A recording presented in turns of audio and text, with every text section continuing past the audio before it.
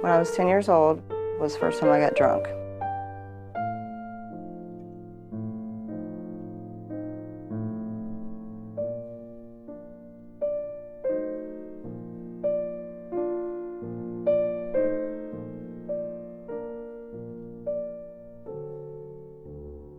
I grew up with a lot of trauma. My brother died when I was 3 in a car accident we were in. I grew up seeing a lot of physical abuse and eventually ended up getting sexually abused. I think in my teenage years is when I started feeling that separation from God. I really didn't think God loved me very much. And so I was trying to fill that emptiness where I didn't think God loved me or my family really was thinking about me, and I started trying to fill it with relationships with men. From there on, I basically lost who I was and got involved in bad relationships that were very violent. I did a lot of drugs and did whatever it took basically to cover up what I was feeling. I didn't want to feel things. I started this degree for chemical dependency counseling in 1995. I was following in the footsteps of my grandma, but I ended up being addicted to drugs myself.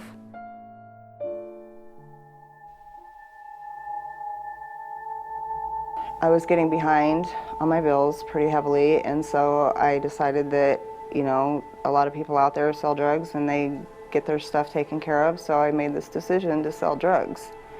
With the personality and the life that I'd grown up, you know, and all this trauma and stuff, I wanted to know why everybody would like these drugs. And so I had them teach me, the people that were buying the drugs from me, teach me how to use them. I couldn't function without it. I would get up, I would smoke meth all day. It was my biggest focus. I didn't think I had a problem with my using, and I didn't think the drugs were a problem. And as far as God, I still believed in God, but I still believed that God did not love me, and I believed that God was punishing me. And with the things that I was doing at this point, I knew He probably didn't want nothing to do with me.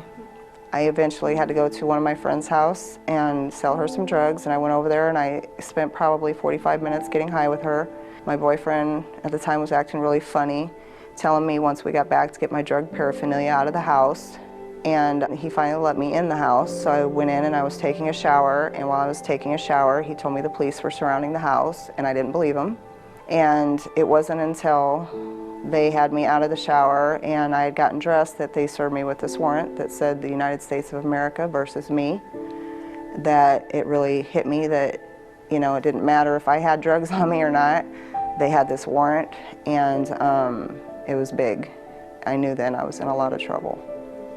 When the federal government agents came and took me from the Douglas County Jail that they put me in, they took me to the Fed building, and I remember being in there getting fingerprinted by them, and the federal agents were laughing at me, saying that I would spend the rest of my life in prison.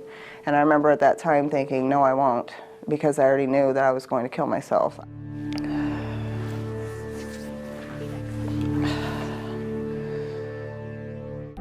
They took me to Pottawattamie County Jail. Within that first 4 days, I started reading a book about forgiveness by a Christian counselor, and I started attending some programs during the day where women come in for like church services. And the first one I went to was with Chaplain Joy. She came into this room for church, and she came in and she goes, "Jesus just loves you girls."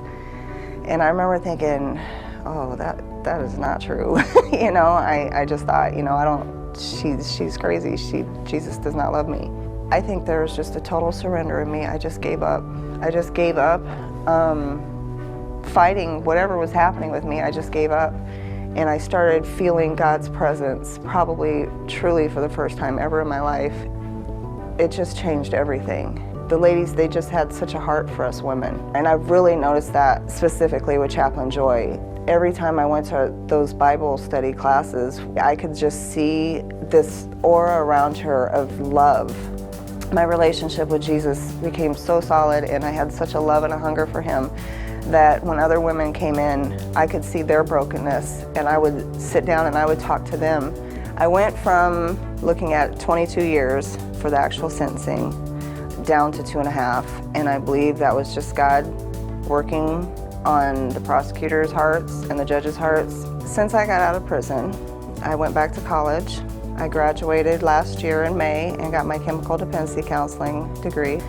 One of the greatest things that I've been able to do since getting out of prison was to go back into the jails. Now I'm going into Pottawattamie County Jail teaching Bible studies to the same, in the same place that I was incarcerated at. From way back a long time ago when I was a little girl, I've been broken my whole life. And he took this broken little girl and he chose to save me as an adult and use me for his purpose to help others.